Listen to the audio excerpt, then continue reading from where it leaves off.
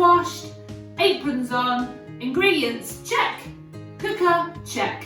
Let's get cooking so we can plate up and tuck in to some nutritious and delicious food. Welcome to the Twinkl Plate Up.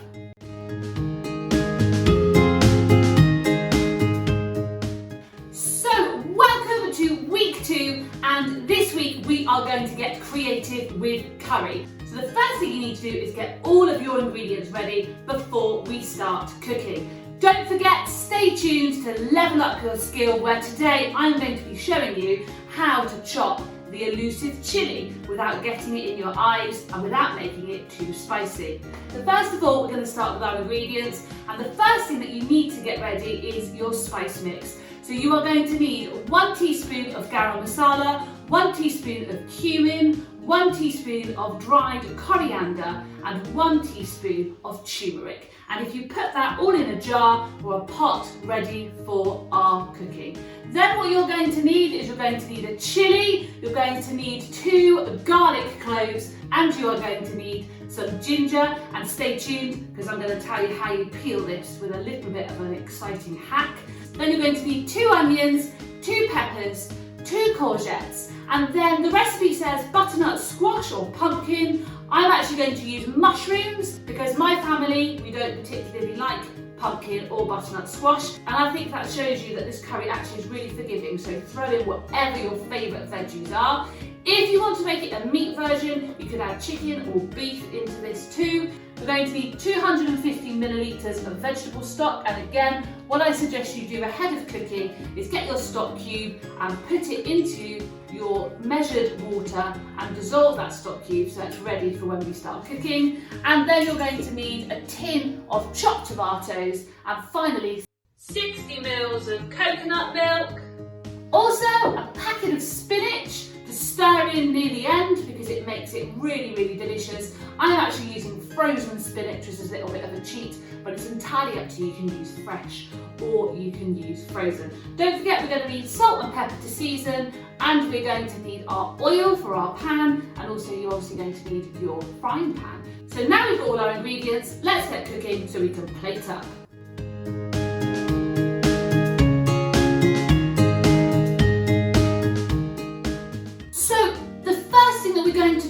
We are going to make our curry paste. Now for that we're going to need a blender and a tub to blend our paste into.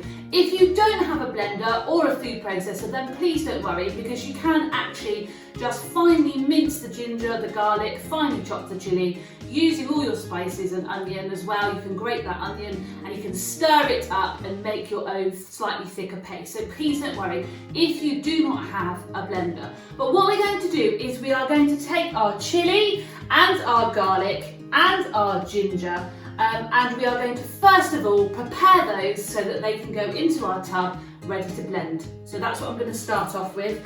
For our ginger, the best thing that you can do to peel your ginger is actually to use the back of a teaspoon and to peel the ginger with the back of a teaspoon. And I find, as I said at the beginning, that's a really great hack for peeling it really, really quickly and easily.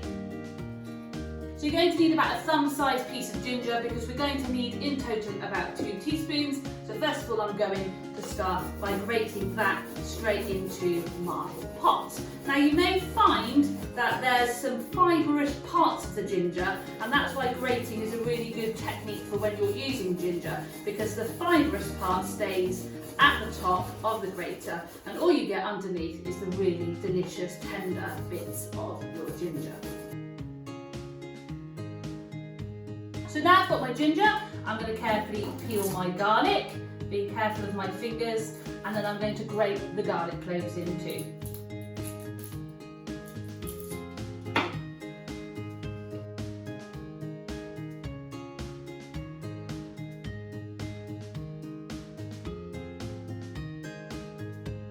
So there are my 2 garlic cloves into my pot. Now you may be asking why I'm bothering to grate it when I'm going to blend it. I find that it makes it a lot quicker and easier, and you don't get big lumps of garlic or ginger in your food when you come to cook it. But obviously if you've got a great blender or a great food processor and you want to skip that, then you absolutely can, because what you can do is just shove it all in whole and blend it. Now we're going to move on to our chilli. So what we're going to do is we're going to cut the top of our chilli off, and then carefully minding our fingers, we're going to cut the chilli in half. And then, as you can see inside, there's lots of seeds and there's a little white membrane. And so what we're going to do is, using our teaspoon, we are going to just scrub those out. Don't forget, later on in the video, I'm going to be showing you how to use those chillies. We're going to pop those straight into our blender, and then what we are going to do is we are going to pop our onion in. So I'm just going to peel my onion.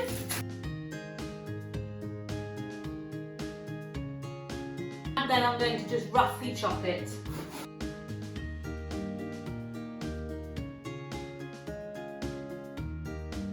Now we have our onion, our garlic, our ginger and our chilli into our pot. I'm now going to add in our spices. If you don't like spicy food, do feel free to halve the recipe. Now we've got our blender, we're going to blend it.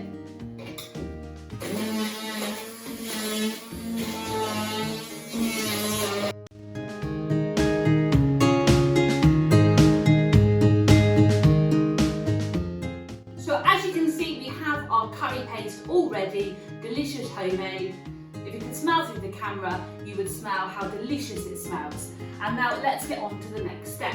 Now, what you want to do, if you are using meat in this dish, if you're going to use beef or chicken or anything like that, well, this will be the point where you need to preheat your pan and you can seal your chicken or your beef and put it aside on a plate ready for later.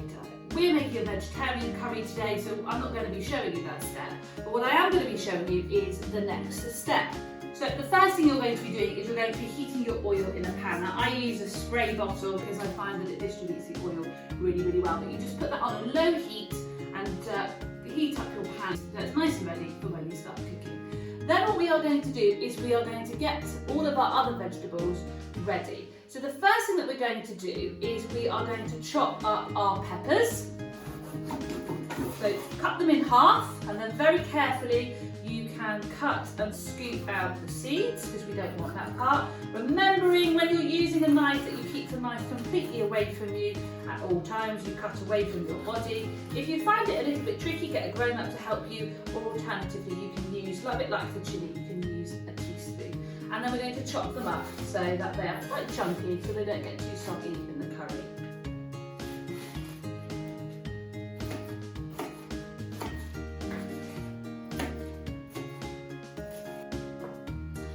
Now, as I mentioned, I am not using butternut squash or pumpkin. I'm going to be using mushrooms. If you are using butternut squash or pumpkin, then you need to peel it and chop it into chunks. I'm going to use mushrooms, and I'm going to do the same. I'm just going to chop those into some chunks. Now, what I like to do with all of my vegetables is cut some into slightly smaller chunks and some into slightly bigger chunks. I think that it makes the final dish a little bit more rustic and a little bit more interesting. Now I'm going to get on to cutting my courgette. We don't need those right now, but it's always best to start with your vegetables and getting all your vegetables prepared. So I'm going to chop those into chunks too. Cut down the side, again keeping my fingers away.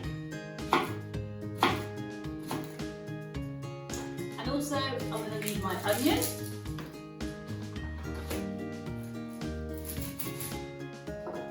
And all our vegetables are prepped.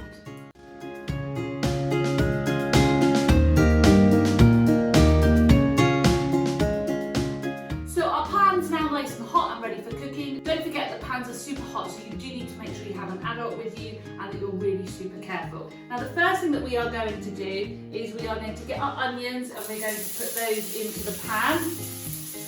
And then we're going to carefully just fry it off until it's soft. So our onions are nice and soft, so now we're going to get that lovely paste and we're going to pop that into our pan too.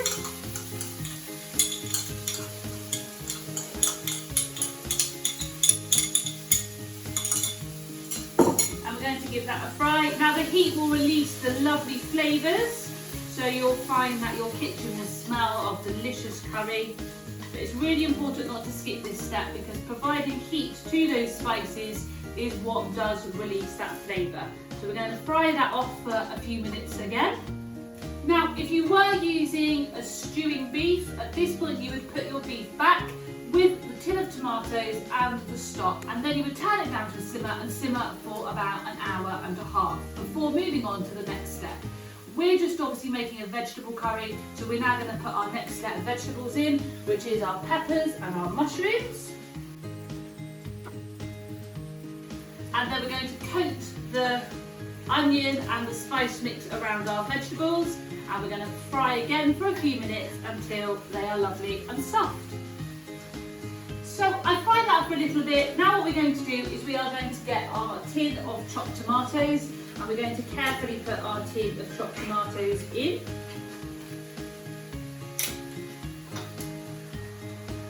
Just a little hint and tip, I always use a tiny little bit of water or stock in my tin and swish it around so I can get all of the last bits of tomato.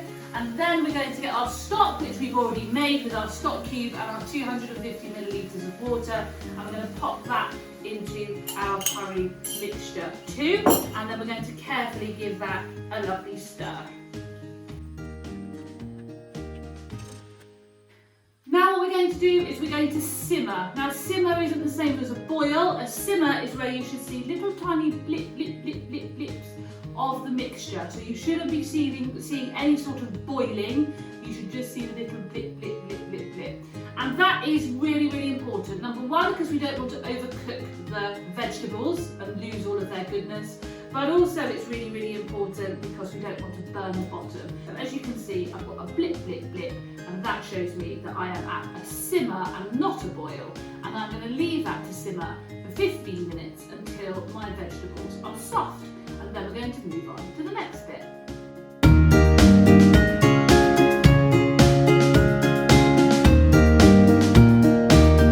So our vegetables have been simmering for about 15 minutes. The smell in the kitchen is absolutely delicious.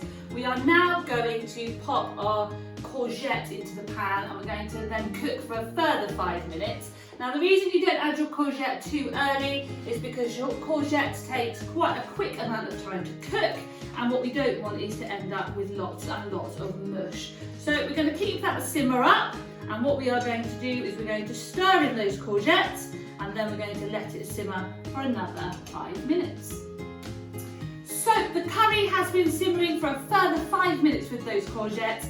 The tomato sauce is thickening up nicely, and now it's time to add our spinach. Now if you're using fresh spinach, actually the steam and the simmer of the pan will wilt that spinach really nicely. Now you will have a bag of spinach, you'll think it looks a humongous amount of spinach, and actually it will wilt down to hardly anything. So please don't worry, just add a little bit in at a time, carefully stir it in order for it to wilt. As I mentioned at the beginning, I'm using frozen spinach because I find that it's far more cost effective. So I'm going to add that in. I've squeezed it out, so if you do feel that you want to use frozen spinach either now or in the future, you do need to give it a good squeeze because it does tend to hold on to water, frozen spinach, and it might be that you need to give your curry a tiny little bit more of a simmer to get off that excess water. But I've given mine a lovely squeeze, so it all should be okay. But what I do get is I get a nice wilted spinach already. I just need to leave it to heat through a little bit. And then what we are going to do is we are going to add our coconut milk. So we're going to add our coconut milk to the pan as well, and then we are going to carefully stir that in too. Now the coconut milk is a really delicious creamy flavour. If you don't like the flavour of coconut, then you could leave this bit out, or I suppose you could use an alternative milk. That's entirely up to you. And then what I'm going to do is I'm just going to turn the heat up a tiny bit just to make sure that my spinach is warmed through.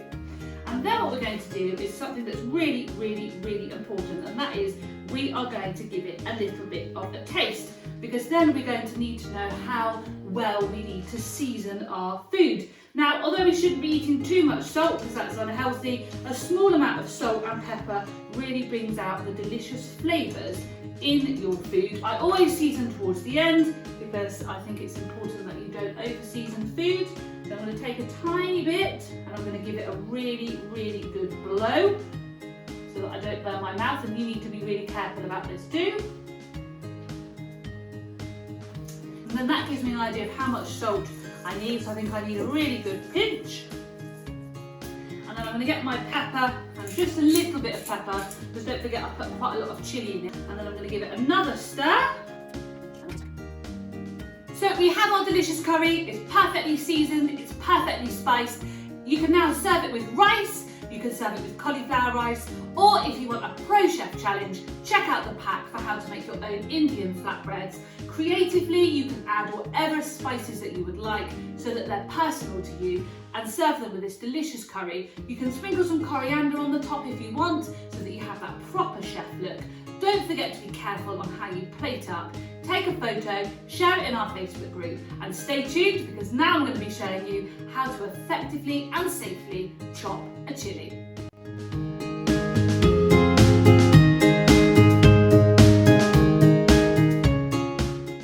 So today's level up skill is how to use one of these, a chilli. Now, chillis are obviously spicy. You use them to add heat to your dishes.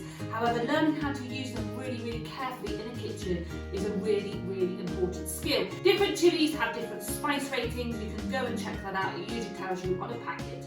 But the first thing that we're going to do with our chilli is we are going to carefully cut the top off, and then you are going to, with your fingers out of the way, you're going to cut the chilli in half.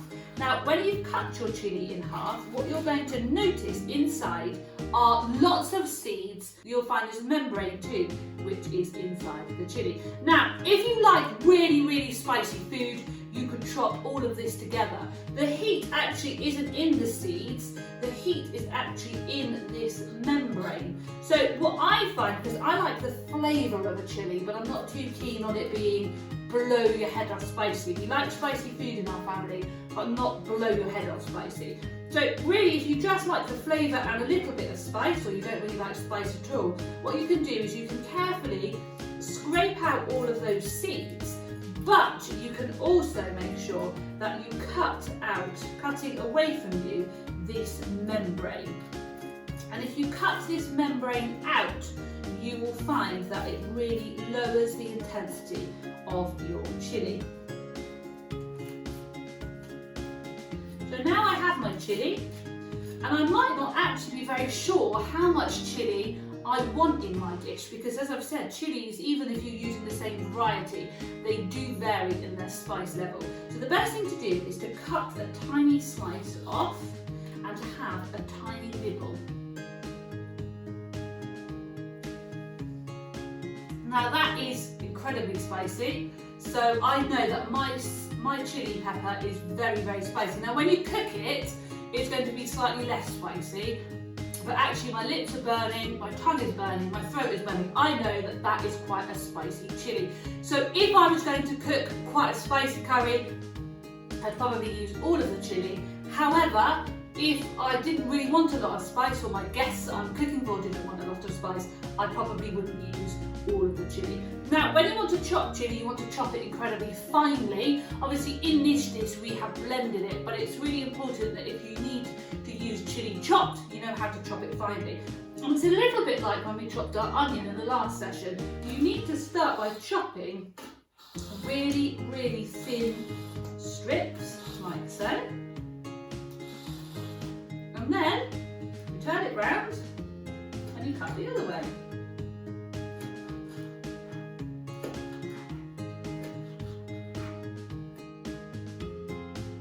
And what you have is really finely chopped chilli. So level up your skill, go and try chopping a chilli, let me know how you get on. So I've got my plate ready to plate up my creative curry. I'm so excited to tuck in. It looks absolutely delicious. I hope that yours do too.